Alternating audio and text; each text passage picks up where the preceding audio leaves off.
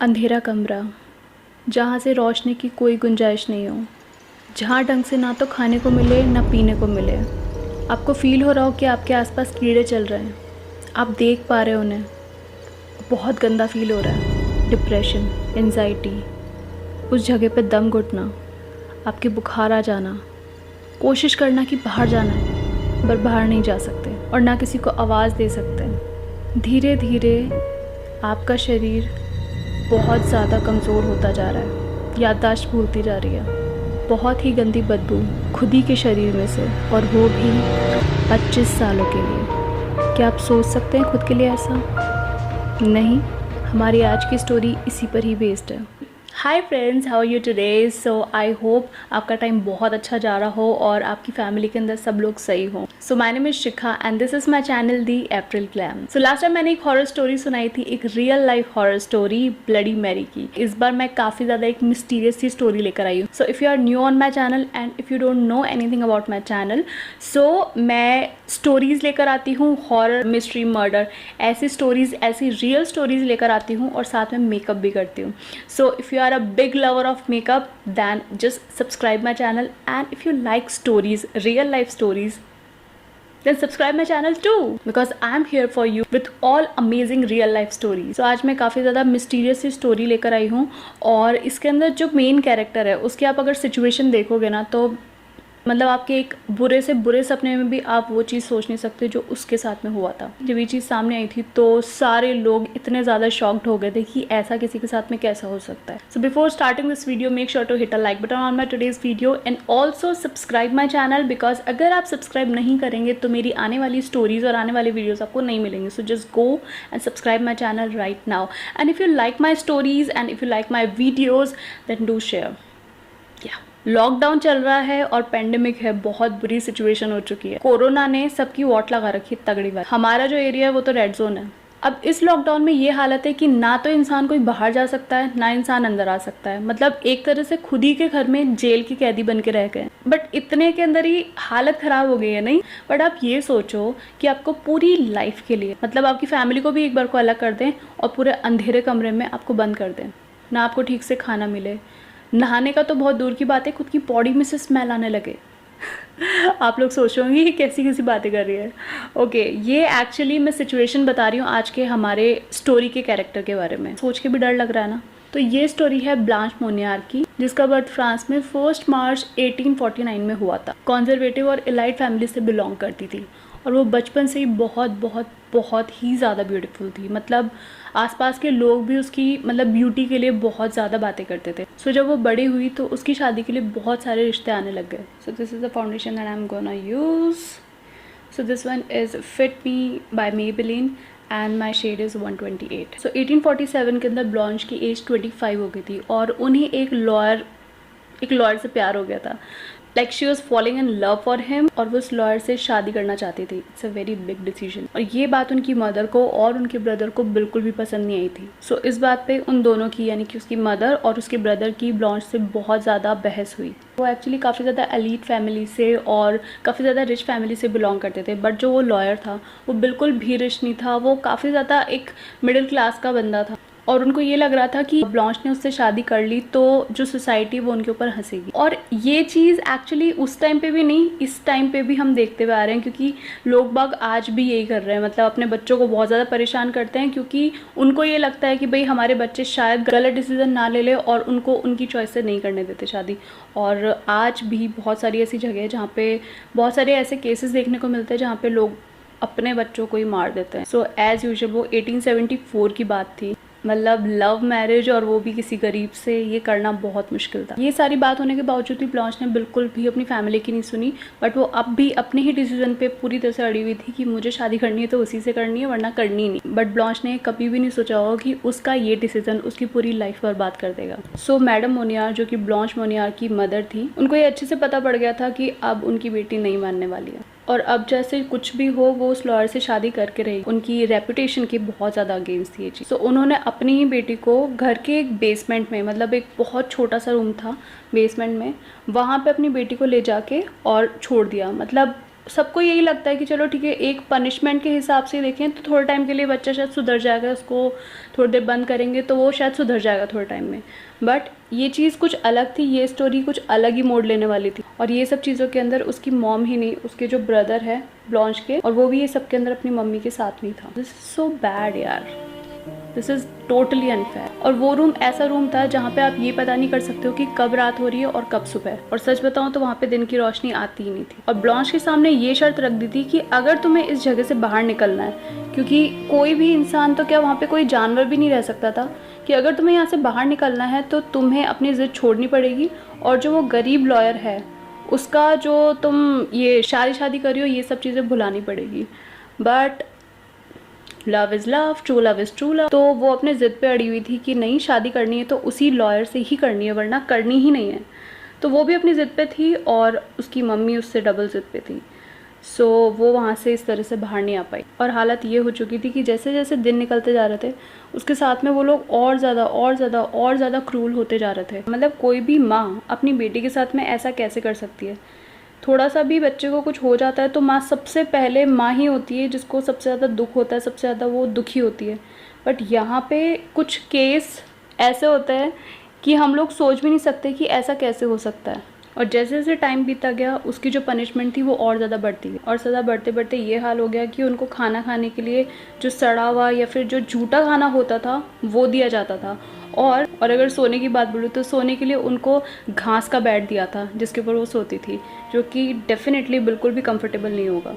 तो उनकी लाइफ एक तरह से हेल बना दी थी, वो भी उनकी मदर ने और उनके ब्रदर ने। ब्लांच अपने भाई और अपनी मदर की तरह सोसाइटी में काफ़ी ज़्यादा फेमस थी और वो सुंदर भी थी, तो लोग उसको बहुत अच्छे से जानते। तो इतने टाइम तक ब्लांच के गायब होने की वजह से लोग बातें बनाने लग गए। अब डायरेक्टली लोग ब्लांच की मम्मी को भी कुछ नहीं बोल सकते थे, क्योंकि उसकी जो मदर थी वो काफ़ी ज़्यादा एक तरह से दान पुण्य करने वाली, काफ़ी ज़्यादा लोगों का भला करने वाली, इस तरह से अपनी इमेज बना रखी थी। तो लोग बाग उनको एक तरह से काफ़ी ज़्यादा रेप्यूटेड और काफ़ी ज़्यादा स्वीट सी लेडी के उसमें देखते थे कि हाँ भाई, ये बड़ी ही स्वीट सी लेडी है और लोगों के लिए इतना कुछ करती है, दान पुण्य करती है, गरीबों के लिए इतना कुछ करती है। सो इस वजह से लोगों ने बात करनी शुरू कर दी। और अब धीरे धीरे लोगों की बातें जो ब्लांच की मम्मी है उसके और उसके भाई के कानों में भी पड़ने लग गई। तो अब इस चीज़ से बचने के लिए उसकी मदर और उसके भाई ने पता है क्या किया? उन्होंने सोसाइटी में ये बात फैला दी कि ब्लांच की डेथ हो चुकी है, वो मर चुकी है। और ये बात आग की तरह लोगों के अंदर फैल गई और इस तरह से लोगों ने उनकी बातों पे भरोसा कर लिया। कोई ये बात सोच भी नहीं सकता था कि एक्चुअली ब्लांच के साथ में हो क्या रहा है। ऑब्वियस सी बात है, कोई भी फैमिली मेम्बर अपने फैमिली मेम्बर के साथ में कभी ऐसा कर नहीं सकता। तो जब ये बात उन्हीं के फैमिली मेम्बर ने सबको बात बोली तो लोगों ने भरोसा कर लिया और धीरे धीरे करके लोग भी ब्लांच को भूलने लग गए।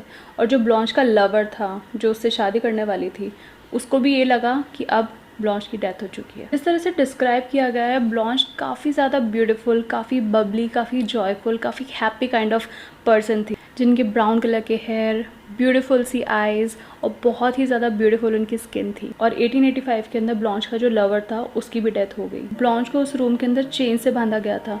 जो चूहे थे वो उसके ऊपर चढ़ चढ़ के जाते थे, उसकी बॉडी के ऊपर कीड़े रेंगते थे और ब्लांच को पहनने तक के लिए कुछ भी नहीं दिया गया था। जो कपड़े उसके पास में उस टाइम पे थे जब उसको बंद किया गया था, तब तक उसके पास वही कपड़े थे एंड तक। ब्लांच को दिन में एक टाइम खाना दिया जाता था, या तो झूठा या फिर बिल्कुल सड़ा हुआ। उसने काफ़ी ज़्यादा कोशिश की वहाँ से निकलने की, पर उसको चेन से बांधा गया था। कौन माँ अपनी बेटी को चेन से बांधेगी, बट उसको चेन से बांधा गया था। ना उसको खाना मिलता था ना कुछ। तो भूख और लाचारी की वजह से वहाँ बहुत ज़्यादा तड़प रही थी। उसके बेड के ऊपर कीड़े रेंगते थे, उसको काटते थे। ये सब कुछ एक बुरे सपने से कम नहीं था, पर वो एक रियलिटी थी। वो धीरे धीरे करके अपनी याददाश्त भी खोने लगी और ये चीज़ उसके साथ डेली होने लगी। वो खुद भूल चुकी थी वो कौन है। और ऐसा होते होते पूरे 25 साल निकल गए। सो फाइनली 25 साल बाद, यानी कि 1901 के अंदर पेरिस के अटॉर्नी जनरल के पास में एक लेटर आया, जो कि मोनियार फैमिली का एक पड़ोसी था। और उसने ये क्लेम किया था, मोनियार फैमिली का जो घर है वहाँ से बहुत अजीब अजीब सी चीज़ें हो रही है। अजीब चीज़ों से मतलब है कि अजीब अजीब सी आवाज़ें आना, यानी कि किसी की चीखने की आवाज़ें आना। बंद खिड़कियाँ हैं, वहाँ से चीखने चिल्लाने की आवाज़ आती है। तो ये सारी चीज़ें एक लेटर के अंदर है और ये मैं आपको दिखा देती हूँ। यस, यही वो लेटर है।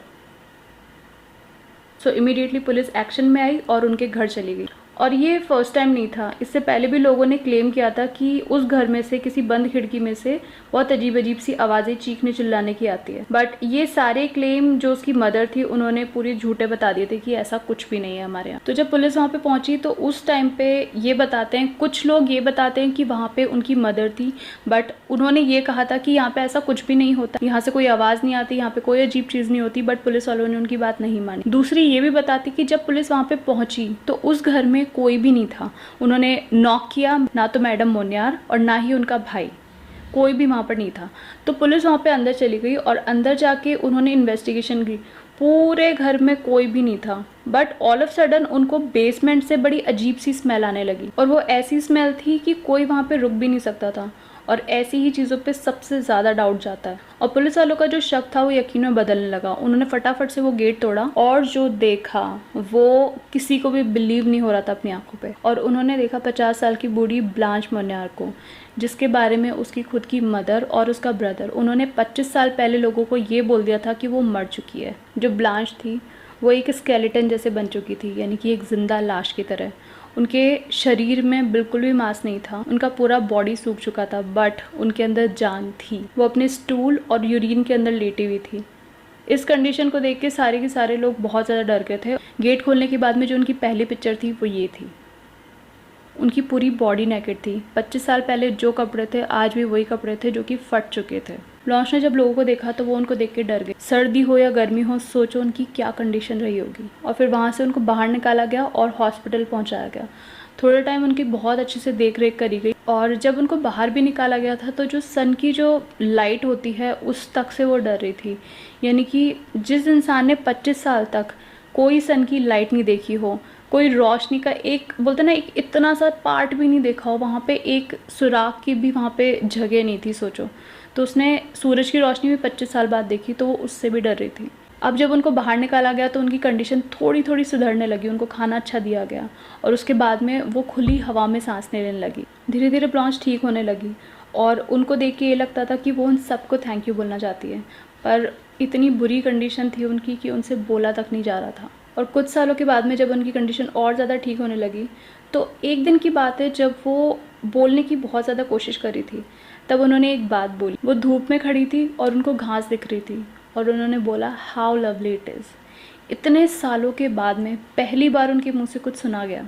मैडम मोनियार और उनके बेटे को ऑलरेडी कस्टडी में ले चुके थे। अरेस्ट करने के 15 दिन बाद में मैडम मोनियार यानी कि जो ब्लांच की जो मदर थी उनकी हार्ट अटैक से डेथ हो गई। अब शायद सेल्फ गिल्ट, और जब ऑब्वियसली बात है जब अपनी बेटी को इतनी बड़ी सज़ा दे सकती है सिर्फ इसलिए कि उनकी रेपुटेशन ख़राब नहीं हो सके। अब वो खुद जेल में थी, वो भी इतनी घिनौनी चीज़ के लिए, तो शायद उस गिल्ट के अंदर उनको 15 दिन के बाद में अटैक आ गया, हार्ट अटैक। और जो ब्लांच का भाई था जो कि पेशे से एक लॉयर था, उनको ये पता था कि वहाँ से किस तरह से बाहर निकलना है। उन्होंने बहुत सारे ब्लेम अपनी बहन के ऊपर डाले। उन्होंने अपनी ही बहन के ऊपर ये इल्ज़ाम लगाए कि वो दिमाग से पागल थी, वो हम लोगों पे अटैक करती थी। उसका पागलपन इतना ज़्यादा बढ़ गया कि हमने उसको, उसी को बचाने के लिए हमने उसको बंद किया। तो ऐसी ऐसी बातें उन्होंने बोली, पर वो लॉयर थे, इस चीज़ का उन्होंने पूरा फ़ायदा उठाया और वो जेल से बाहर आ गए। और उसके भाई को इसलिए भी शायद जेल से बाहर निकाल दिया गया क्योंकि उसके ऊपर ऐसा कोई क्लेम नहीं था कि उन्होंने अपनी बहन के ऊपर फिजिकल वायलेंस किया है। और ब्लांच की बाकी लाइफ किसी अच्छे साइकेट्रिस्ट की देख रेख में निकली। उनको ऑलरेडी बहुत सारी बीमारियां हो चुकी, जैसे कि एंजाइटी, जैसे कि एनरोक्सिया नर्वोसा, शिज़ोफ्रेनिया, एग्जिबिशनिज्म एंड कॉर्पोफीलिया। ब्लांच जो दिखने में इतनी ज़्यादा खूबसूरत हुआ करती थी, आज वो एक तरह से ज़िंदा लाश बन गई थी। और उनका जो वेट था वो 25 किलो का हो गया था। 25 किलो, कैन यू इमेजिन। और फिर 12 साल के बाद में यानी कि 1913 ब्लांच की साइकोटिक अटैक की वजह से डेथ हो गई। सारी चीज़ें सिर्फ इसलिए क्योंकि वो अपनी मर्जी से शादी करना चाहती थी, जिसको प्यार करती थी, जैसे वो हैसियत में उससे कमी क्यों ना हो, लेकिन वो उससे सच्चा प्यार करती थी, उससे शादी करना चाहती थी, उसको सज़ा मिली थी। मुझे इस पूरी कहानी के अंदर यही चीज़ समझ में नहीं आई कि एक माँ अपनी बेटी के साथ में ऐसा कैसे कर सकती है, सिर्फ अपने नाम और अपने एक झूठी शान की वजह से। और ये चीज़ अगर देखा जाए तो जिसकी वजह से पता नहीं कितनी सारी मासूम जाने जाती है। सो लिपस्टिक का सबसे ज़्यादा पूछा था, तो I am using L'Oreal Paris and this shade is 309 no lies.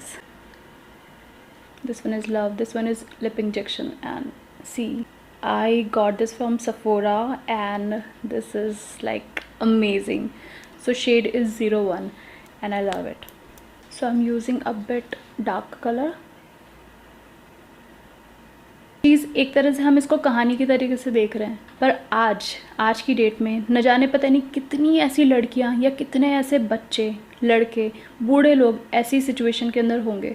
बहुत सारे केसेस हम देख चुके हैं हमारे आसपास भी।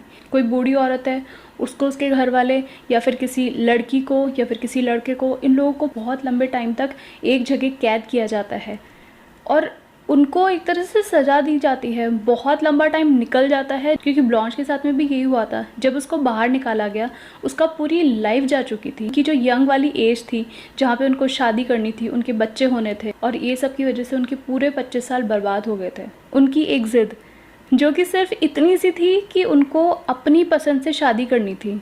आज भी हम बहुत सारे ऐसे केसेस देखते हैं जहाँ पे कास्टिज़म को लेकर ये ऊंच नीच की भाई ये हमारी हैसियत का नहीं है, ऐसे इस तरह से पता नहीं कितने सारे केसेस देखने को मिलता है। उनकी पूरी की पूरी ज़िंदगी छोटे से बेसमेंट के अंदर इतनी गंदे तरीके से निकली। ये एक तरह से हेल से कम नहीं थी वो जगह, और वो किसी और ने नहीं, वो उनकी मदर ने दी थी। क्या आप ऐसा कभी सोच सकते हैं कि अगर आपका कोई अपना आपकी कोई बात नहीं माने कि आप उसके साथ में इस हद तक कर सकते हैं? नहीं ना, सपने में भी नहीं सोच सकते ये सब। ये स्टोरी जब सामने आई, जब न्यूज़ में ये सारी चीज़ें आई, तो पूरा फ्रांस हिल चुका था। अभी आप गूगल पे जाओगे तो इसके बारे में सारी चीज़ें आपको मिलेगी। वैसे मैंने अपने वीडियो के अंदर अपनी तरफ से सारी इन्फॉर्मेशन दे दी है, सारे लेटर्स, सारे पिक्चर्स, सब कुछ। So this is the story of Blanche Monnier. I don't know मैंने सही से पूरा नाम प्रोनाउंस किया है या नहीं किया है। अगर ऐसा कुछ है then please let me know in the comment section. I hope आपको मैं इनकी स्टोरी, इनकी रियल लाइफ स्टोरी से कनेक्ट कर पाई हूँ, और साथ के साथ में मैंने ये मेकअप भी क्रिएट किया, ये लुक क्रिएट करा है। सो कैसा लगा है please let me know in the comment section. और अगर अभी तक आप इस वीडियो के ऊपर है then you guys are my bestie, you guys are my best friends, seriously guys, seriously. और आपको ये स्टोरी कैसी लगी, आपको ये मेकअप कैसा लगा, then please please please comment down below, क्योंकि आपके जो रिव्यूज़ है वो मेरे लिए बहुत ज़्यादा इंपॉर्टेंट है। आपके जो कमेंट्स है वो मेरे लिए बहुत ज़्यादा इंपॉर्टेंट है। बुरे लगे हो then please let me know. कोई भी चीज़ की शिकायत हो then please let me know, उसे मैं अगली बार और ज़्यादा सुधारने की ट्राई करूँगी। और अगर आपको अच्छा लगा हो देन प्लीज़ एक एप्रिसिएशन कॉमेंट प्लीज़ ज़रूर डाल देना, उससे काफ़ी ज़्यादा मोटिवेशन मिलता है। It's very tough thing guys कि स्टोरी के साथ में आप मेकअप भी करो। अगर किसी चीज़ को परफेक्ट करना होता है तो हमें एक चीज़ के ऊपर फोकस करना पड़ता है, बट मैं अभी 2 चीज़ें कर रही हूँ। And I know this experiment is so crazy. I hope ये चीज़ आपको अच्छी लगी हो।